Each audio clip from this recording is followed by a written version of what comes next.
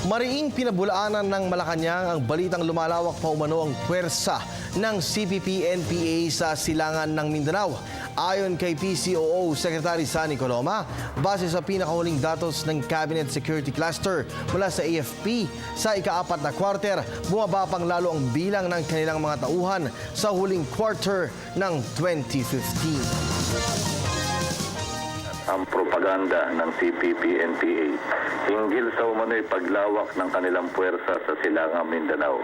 Ayon sa mga pinakahuling datos na kinalap ng Cabinet Security Cluster mula sa AFP, sa ika-4 na quarter ng 2015, kung iahambing sa ikalawang quarter ng 2014. Una, bumaba sa 1,691 mula sa 2,035 o 17% ang bilang ng kanilang tauhan. Ikalawa, bumaba sa 414 mula 547 o 25% ang bilang ng mga apektadong barangay.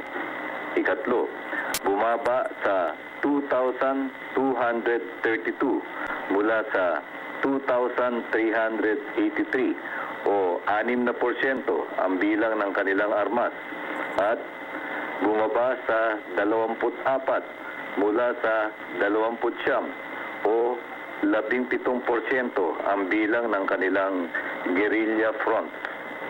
Hayag na ang paghina ng kanilang puwersa sa lahat ng aspeto at ang kanilang panlilinlang ay kasabay ng kanilang pagsasagawa ng extortion na tinagurian nilang revolutionary taxation dahil sa parating na halalan. Patuloy ding pinaiigting at pinag-ibayo pang pinaghuhusayan ng pamahalaan ng paghatid ng mahalagang serbisyo at programang pangkaunlaran para sa kapakanan ng mga mamamayan habang tinitiyak ang kanilang seguridad at kaligtasan.